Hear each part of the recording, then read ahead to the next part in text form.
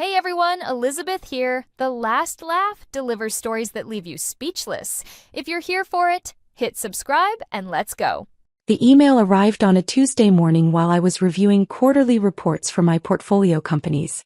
Subject: Marcus Chen's VP Promotion Celebration Family Update. I opened it already knowing what it would say. Dear Sarah, we're thrilled to announce Marcus has been promoted to Vice President of Strategic Acquisitions at Hartman & Associates. There will be a celebration dinner this Saturday at the Metropolitan Club. Professional attire required. The guest list includes Marcus's managing director, several board members and key clients. Given the formal nature of the event and the professional caliber of attendees, perhaps it's best you celebrate separately with Marcus another time. We'll send you photos. Mom and Dad. I set my phone down and returned to the acquisition proposal in front of me. A $340 million merger that needed my approval by end of week. 20 minutes later, my sister Emily's text arrived. Emily, just so you know, his managing director will be there. And clients who've closed $200 million deals. It's really not your scene. Emily, no offense, but you'd feel out of place. These are serious business people. I typed back 3 words. Me, understood. My assistant knocked on my office door. Miss Chen, your 10 a.m. is here. The CEO of Hartman & Associates. I smiled. Send him in. My brother Marcus is the family success story. Harvard MBA. 6-figure salary at 28. Corner office at Hartman & Associates, one of the most prestigious investment firms in the city. I'm the family embarrassment. Started 12 years ago when I dropped out of college my junior year. Dad stopped speaking to me for 6 months. Mom cried every Sunday dinner about her daughter who gave up. Sarah had so much potential, she'd say to relatives. Now she's just adrift. I wasn't adrift. I was building. While my classmates finished their degrees, I was coding 18 hours a day in my apartment.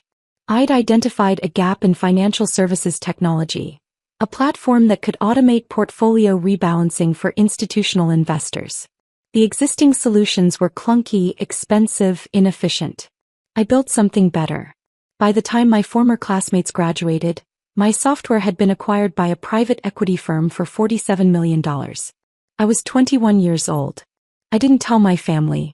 They were still lecturing me about getting my life together and going back to school.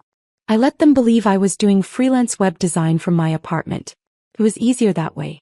The acquisition money became seed capital. I spent the next 5 years quietly building a portfolio. Early-stage investments in fintech companies, a few real estate holdings, strategic positions in established firms that were undervalued. One of those investments was Hartman & Associates. They needed capital for expansion. Their founder, Richard Hartman, was brilliant but cash-strapped. I offered $180 million through a holding company, structured as a silent partnership. In exchange, I received 81% of voting shares and a board seat I never publicly claimed. Richard knew who I was. His executive team knew. The board knew. My family had no idea their unemployed daughter controlled the firm where Marcus worked. Marcus joined Hartman 3 years ago. He'd call Mom after every achievement.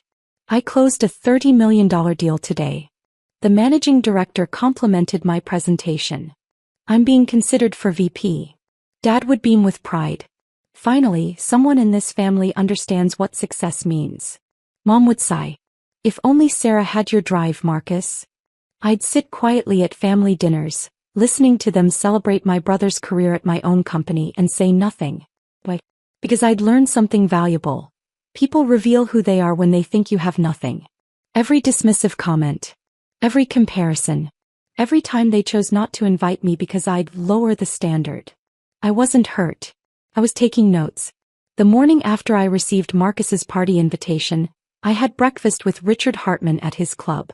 Your brother's promotion, Richard said, stirring his coffee. Are you attending? I wasn't invited, I said. Apparently I'd lower the professional standard. Richard winced. Sarah, I'm sorry. If I'd known. It's fine, I interrupted. How's the expansion into European markets? We spent 90 minutes discussing strategy. Hartman & Associates was thriving. My investment had allowed them to triple their client base, open offices in London and Frankfurt, and recruit top talent. Marcus's promotion to VP was part of that growth. He was actually good at his job. I'd reviewed his deal files. He had strong client relationships and solid instincts for acquisitions. He just had no idea who'd funded the expansion that created his position. The promotion celebration, Richard said as we finished. I'm expected to give a toast. It feels dishonest not to acknowledge your role in the firm's success. Don't, I said. Not yet. When? I'll know when the time is right. I did know. I'd known since I read that email. Over the next 3 days I made preparations. I called my attorney. I need you at the Metropolitan Club this Saturday. Bring the partnership documents. I called my financial advisor. Pull together a summary of the Hartman investment. Original capital, current valuation, voting share structure. I called my executive assistant. Clear my Saturday evening. I'm attending my brother's promotion party. I thought you weren't invited, she said carefully. I wasn't. I'm going anyway. Saturday arrived. I spent the afternoon at my penthouse preparing. My phone buzzed constantly. Family group chat. Mom, Marcus, we're so proud. Tonight will be perfect. Dad, my son the vice president. Finally, real success in this family. Emily, can't wait to meet your managing director. This is so exciting. Marcus, thanks everyone. This is a big night for me. I wasn't included in the chat. I was screenshotting it for my records. At 5 p.m. Emily called. Sarah? Just checking, you're not planning to show up tonight, right? Why would I? I asked. Good. Because Mom's nervous you might try to crash. You know how you can be awkward around successful people. I understand, I said. It's just Marcus worked really hard for this. Tonight needs to be perfect. I hope it is, I said honestly. Because it would be. Just not the way they expected. I dressed carefully. Armani suit perfectly tailored. Cartier watch. My usual understated elegance. I'd learned years ago that real wealth whispers. My driver picked me up at 6:30. The Metropolitan Club was across town, a gilded bastion of old money and corporate power. Miss Chin, my driver said. Are you sure about this? Completely. Should I wait? No. This might take a while. The Metropolitan Club's dining room glittered with crystal and candlelight. About 60 people filled the private event space. Hartman executives, board members, clients, and my family. I walked in at 7:15, exactly 15 minutes after the scheduled start. The room didn't notice immediately. Then Emily saw me. Her face went white. She grabbed Mom's arm, whispering urgently. Mom turned. Her expression cycled through shock, anger, and horror in 3 seconds. She crossed the room like a missile. Sarah, what are you doing here? Attending my brother's celebration, I said calmly. You weren't invited. I explicitly said. I know what you said. Dad appeared. Sarah, this is inappropriate. Marcus's boss is here. Important clients. You need to leave. I'm staying, I said. Marcus pushed through the crowd, his face flushed. Are you serious right now? Tonight is about me. About my achievement. You can't let me have one thing without making it about you. I'm not making it about me, I said quietly. I'm just here. In what, a rental suit? Emily hissed. Trying to look like you belong? Emily. No, Marcus cut in. She's right. Sarah, I worked 7 years for this promotion. 7 years of 80-hour weeks, brutal clients, impossible deadlines. You don't get to walk in here and embarrass me in front of my managing director. I saw Richard Hartman across the room. Our eyes met. He gave the slightest nod. It was time. I'm not here to embarrass you, I said to Marcus. I'm here because I was invited. By who? Mom demanded. Because we certainly didn't. By the CEO, I said. Richard Hartman. Marcus laughed. Right.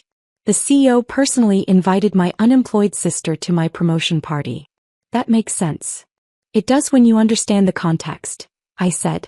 What context? Dad snapped. That you feel entitled to crash events where you don't belong? Richard Hartman's voice cut through the murmuring crowd. Ladies and gentlemen, if I could have your attention. Before we toast Marcus's well-deserved promotion, there's someone I need to acknowledge. The room quieted. Marcus straightened his tie, smiling. This was his moment. Richard continued. Hartman and Associates' success over the past 5 years has been extraordinary. We've tripled our assets under management, expanded internationally, and recruited exceptional talent like Marcus Chen. Polite applause. Marcus beamed.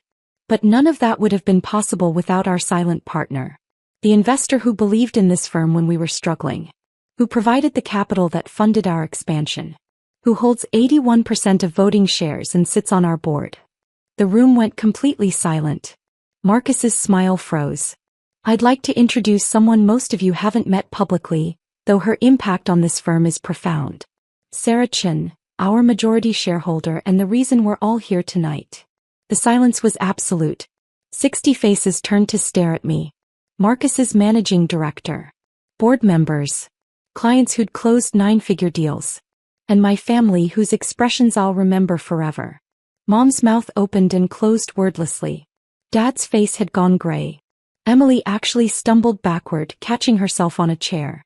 Marcus just stood there, frozen, as his brain tried to process the impossible equation. His unemployed, directionless sister equals the majority owner of his firm. Richard Hartman gestured toward me. Sarah, would you like to say a few words? Every eye in the room followed me as I walked to the front. I stood next to Richard, looking out at the crowd. At the executives who'd worked for my company for years without knowing I owned it. At the clients who'd trusted Hartman with their money, never realizing who'd funded the firm's transformation. At my family who'd spent 12 years telling me I'd never amount to anything. Thank you, Richard, I said.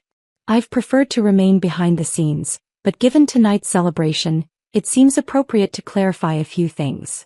I pulled out my phone and projected a document onto the room's screen. Partnership agreement, dated 5 years prior, showing my $180 million investment and 81% ownership stake. In 2019, I invested in Hartman and Associates through a private holding company. That investment funded the expansion that created new positions, including the VP role Marcus is celebrating tonight. Marcus made a small choking sound. I advanced the slide. This is the current valuation. My stake is worth approximately $840 million. Murmurs rippled through the crowd. I'm not sharing this to diminish Marcus's achievement. He earned his promotion through talent and hard work.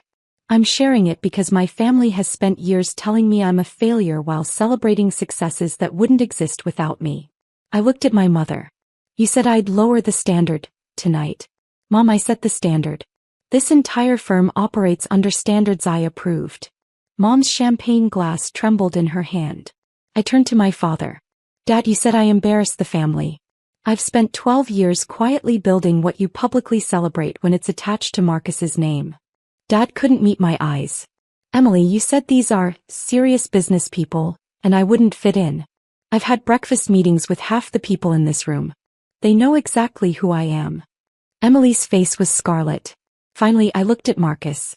My brother who'd worked so hard, who was genuinely talented, who had no idea the playing field had been tilted in his favor all along. Marcus, you deserved this promotion. You're good at your job. But you got this job because I funded the expansion that created it. You impressed the managing director because I invested in the training program that developed you. Every client relationship you built was possible because I provided the capital that kept this firm alive. His voice came out strangled. You've been lying to us for 12 years? No, I said. You've been making assumptions for 12 years. I never lied. You never asked. You let us think. I let you reveal who you really are, I said. Every family dinner where you talked about real success while I sat there quietly? Every time Mom cried about her disappointing daughter? Every event I wasn't invited to because I'd embarrass you? I was watching, Bernie. Understanding exactly what you thought of me when you believed I had nothing. The room was so quiet I could hear the ice shifting in water glasses. Richard cleared his throat. I think we should move to dinner. Miss Chin, you'll sit at the head table. Actually, I said, I won't be staying for dinner. I turned back to my family one last time. Marcus, congratulations on your promotion. You earned it. I hope you enjoy celebrating with people who respect you. I started walking toward the exit. Sarah, wait, Mom's voice cracked. I stopped but didn't turn around. We didn't know, she said desperately. If we'd known. You'd have treated me differently, I finished. I know. That's exactly the problem. I walked out of the Metropolitan Club into the cool evening air. My phone started ringing before I reached the street. Marcus. Then Emily. Then Mom. Then Dad. I declined every call. The next 48 hours were illuminating. Sunday morning, Mom appeared at my penthouse. The doorman called up. Miss Chin, your mother is here. Should I send her up? I said. She walked into my apartment, $20 million penthouse with city views, original artwork, furniture that cost more than her car, and just stood there taking it in. How long? She asked finally. How long what? How long have you been this? She gestured at the apartment, the life, the wealth that contradicted everything she thought she knew about me. 12 years, I said. Since I was 21. The software sale. That was the beginning. I've built on it since. She sank onto my sofa. Italian leather, custom made. Why didn't you tell us? Because you made it clear what you thought of me without money. I wanted to know if that would ever change. That's cruel, Sarah. Is it? I asked. Was it cruel when you didn't invite me to Marcus's graduation party because I'd bring down the mood? Or when Dad told his golf friends he only had one child who made him proud? Or when you cried at Thanksgiving about how I'd wasted my potential? Mom's eyes filled. We thought you were struggling. We wanted you to do better. No, I said. You wanted me to do better so you'd look better. There's a difference. We're your family. You're people who share my DNA, I corrected. Family treats each other with basic respect even when they don't have impressive job titles. What do you want from us? She asked. Nothing, I said honestly. I don't need your approval anymore. I haven't needed it for a long time. Sarah. Mom, I'm not angry. I'm just done. Done pretending your criticism hurts. Done watching you celebrate achievements I funded. Done being who you wanted me to be when you couldn't even see who I actually was. She left 20 minutes later, tears streaming down her face. Dad didn't come. He sent an email. Sarah, we need to discuss this situation. What you did Saturday night was humiliating for Marcus and the entire family. We understand you've achieved some financial success, but that doesn't excuse your behavior. We expect an apology. I deleted it. Emily tried a different approach. She showed up with Marcus. We want to understand, Emily said. Help us understand why you did this. Did what? I asked. Built a successful business? Invested wisely? Or attended a party at a company I own 81% of? You know what I mean, Marcus said. You humiliated me in front of my boss, my colleagues, everyone. I stated facts, I said. If those facts humiliated you, maybe examine why. You could have told me privately, he argued. You didn't have to do it in front of everyone. Like you privately told me I'd lower the standard? Or privately suggested I celebrate separately. Marcus flushed. That's different. How? Because I didn't know. If I'd known who you were, you'd have treated me better, I said. I know. That's the problem, Marcus. You treat people based on what they can do for you. I needed to know if you'd ever treat me well just because I'm your sister. That's not fair. Neither is 12 years of being told I'm an embarrassment. They left after an hour of circular arguments. Nothing was resolved because there was nothing to resolve. They wanted me to apologize for making them face consequences of their own behavior. I wouldn't. 3 weeks later, I had lunch with Richard Hartman. The office is still buzzing, he said.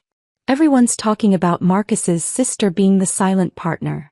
How's Marcus handling it? Professionally. He hasn't missed a day of work. But he's quieter. Less confident. He'll adjust, I said.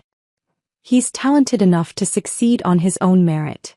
Are you planning to take a more active role? Richard asked. The board would welcome it. No, I said. I trust your leadership. But I do want to make one change. I slid a document across the table. I'm establishing a scholarship fund for college dropouts pursuing entrepreneurship. I'll be funding it with 10% of my Hartman dividends annually. I want Marcus to administer it. Richard read the proposal. This is generous. Why Marcus? Because he needs to learn that success comes in many forms, I said. And that the traditional path isn't the only valid one. You're giving him a chance to grow. I'm giving him a chance to see people the way I wish he'd seen me.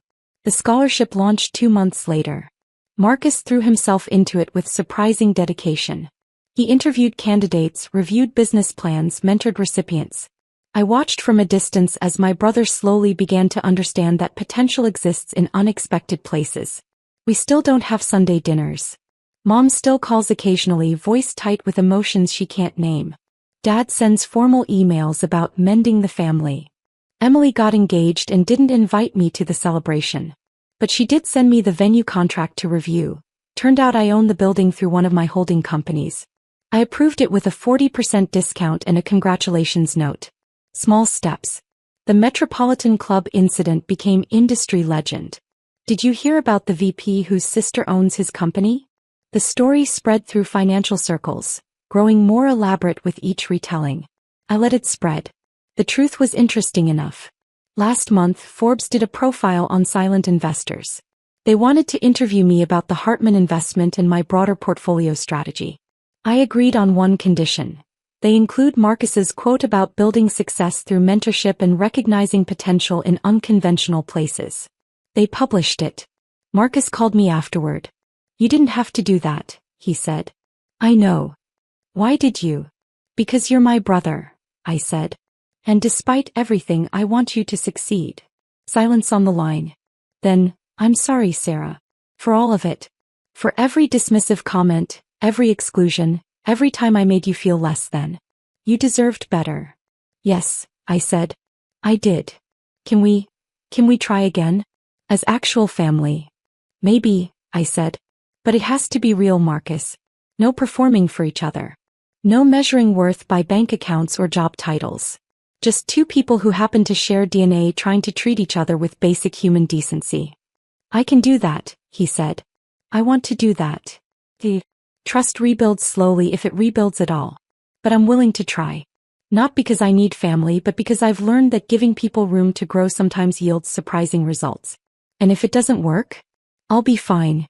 I've built an empire. Proven my worth. Created success on my own terms. I don't need validation anymore. But I'm willing to share my table with people who finally learned to see me. That's the difference between 12 years ago and now. 12 years ago I was desperate for them to recognize my value. Now I'm secure enough to let them try. And if they can't, I'll celebrate my next achievement with the people who believed in me when I had nothing but an idea and a laptop. Those are the people who earned their seat at my table. Everyone else is still on probation.